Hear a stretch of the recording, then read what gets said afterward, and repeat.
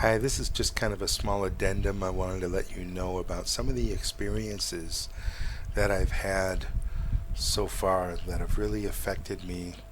Maybe they were lessons, good things to look back on. Help me to understand what I understand today and help me to shape and form the projects that I'm working on now, why I do what I do, and how I've changed through the years. I've heard announcements that people under overpasses back in the 90s in San Diego were cold. There were some nice people that gave some blankets, but the feedback that I got from the people living under the overpasses is, we don't need any blankets. We've got too many blankets. We don't know what to do with them. I've helped out with some Thanksgiving meals, both in some religious organizations and in some charitable organizations. But what I noticed most was just one meal on Thanksgiving. It doesn't get anywhere near to the root of the problem. People think that this superficial, oh, I'm gonna buy a turkey, give these guys a turkey. What about the other 364 days of the year? And what about the rest of the day on Thanksgiving? Well, it's a big meal, right? Maybe we only need one meal on that day. I've seen egos and power plays kill the truth about what's going on, destroy service to those in need. I've seen missions costing thousands and thousands of dollars to send someone not to teach any life skills, help with education, or help with infrastructure, but only to replace one set of dogma with another from a different cult. They thought they were doing a service to these people.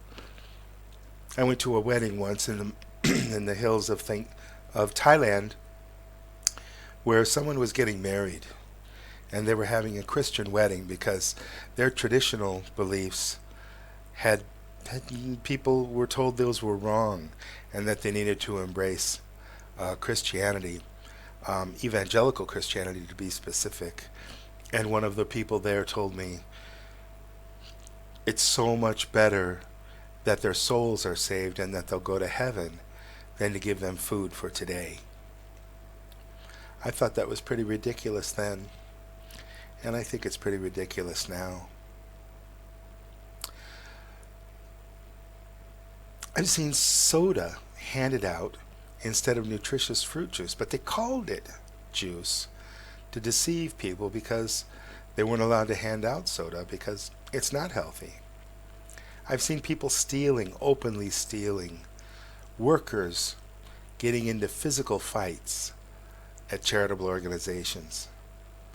I've seen charities that are businesses, and they were there to make money, not really helping anyone in desperate need, but going through a lot of motions and playing a lot of lip service so they can do their fundraisers and make their money and make their $100,000 a year for the CEO.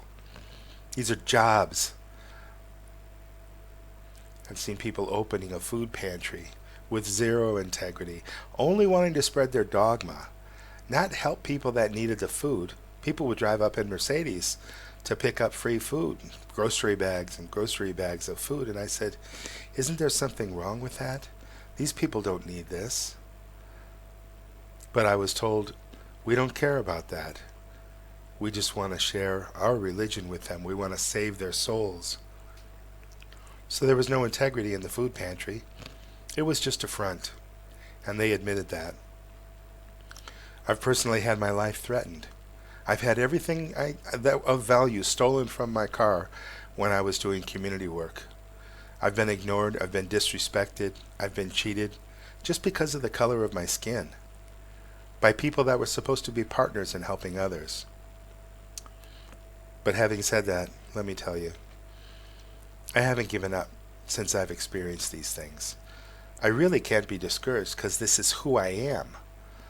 I'm not a great guy. I'm not a noble guy. I'm just a guy that can't unlearn what I've learned in a lifetime of experience when it comes to communities, when it comes to people working together, when it comes to human nature, and when it comes to what the root of the problem is and the solution to the problem. I can't help being committed 100% until my very last breath. That's no great feat. Like the birds fly and the fish swim, I'm just interested in doing what I like to do. I hope that I can help to make this world a better place. And to speak frankly, it's not really for me, and it's not really for you either directly, but it's for this sweet little girl.